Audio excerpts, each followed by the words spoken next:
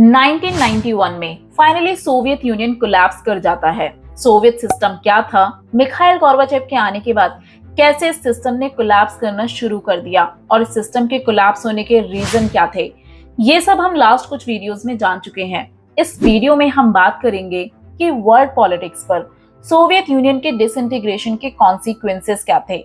So let's start. Soviet के disintegration के बाद वर्ल्ड में 3 ब्रॉड काइंड ऑफ चेंजेस देखने को मिलते हैं, जिसमें से फर्स्ट चेंज था end of cold war confrontation. जैसा कि हम जानते हैं कि 1945 के बाद से ही वर्ल्ड आइडियोलॉजी के बेसिस पर 2 पार्ट्स में डिवाइडेड था, कैपिटलिस्ट और सोशलिस्ट सिस्टम। अब जब फाइनली सोशलिस्ट सिस्टम कोलैप्स हो चुका था, जिससे अब इनके बीच का आइडियोलॉजिकल डिस्प्यूट भी खत्म हो चुका था। सोशलिस्ट सिस्टम के कोलैप्स होने का मतलब था कैपिटलिस्ट सिस्टम या आइडियोलॉजी की जीत होना। इसके साथ साथ कोल्ड वॉर के दौरान बहुत से मिलिट्री ब्लॉक्स भी बनाए गए थे, जैसे कि यूएसए के द्वारा नाटो, सेंटो और सीएटो और यूएसएसआर के द्वारा वार्सा पैक्ट। 1991 तक ये मिलिट्री अलायंस इनएक्टिव हो चुके थे, नाटो को छोड़कर, जो आज भी एग्जिस्ट करता है। And most important, arms race और एक्यूमुलेशन ऑफ न्यूक्लियर वेपन। इस दौरान इन दोनों ही कंट्रीज में आर्म्स की होड़ लगी हुई थी। अब फाइनली ये आर्म रेस खत्म हो चुकी थी।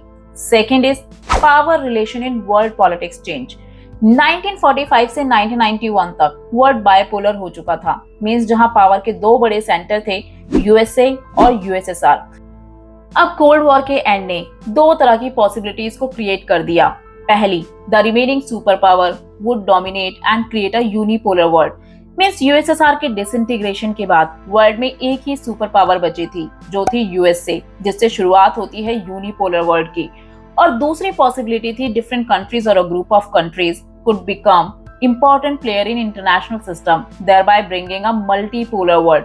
इसका मतलब है पावर किसी एक कंट्री के पास ना होना, वर्ल्ड के दूसरे कंट्रीज भी इंटरनेशनल सिस्टम में इंपॉर्टेंट रोल प्ले कर सकते हैं, जिससे शुरुआत हो सकती है मल्टीपोलर वर्ल्ड की, यानी वर्ल्ड में किसी एक पावर का डोमिनेशन ना होना।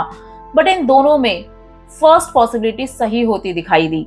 वर्ल्ड में यूएसए अब सुपर पावर बन चुका था, कैपिटलिस्ट इकोनॉमी अब वर्ल्ड में डोमिनेट कर रही थी, क्योंकि यूएसएसआर के डिसइंटीग्रेशन के बाद मोस्ट ऑफ द कंट्रीज ने इसी सिस्टम को फॉलो किया।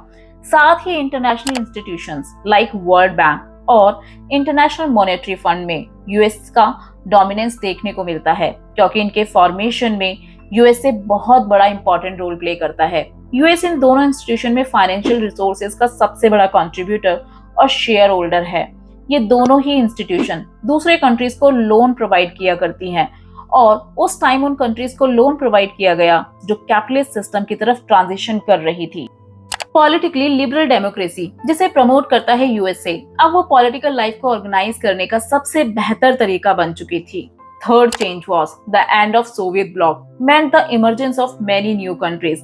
1991 के बाद यूएसएसआर से 15 कंट्रीज बाहर निकल कर आते हैं। अब इन सब कंट्रीज की अपनी इंडिपेंडेंट एस्पिरेशन और चॉइसेस थी, स्पेशली बाल्टिक और ईस्ट यूरोपियन स्टेट, जो पार्ट बनी यूरोपियन यूनियन और नेटो का। आज यूरोपियन यूनियन पावर का नया सेंटर बन चुका है, जो यूएसए के हेजेमोनी को टक्कर देता है। पर कैसे? अगर आप ईयू के बारे में डिटेल से जानना चाहते हैं तो आप आई बटन पर दिए गए वीडियो को देख सकते हैं। इसके अलावा सेंट्रल एशियन कंट्रीज, जो ज्योग्राफिकली रशिया के काफी क्लोज थी, इन कंट्रीज ने वेस्ट के साथ साथ रशिया के साथ में अच्छे रिलेशन बनाकर रखे।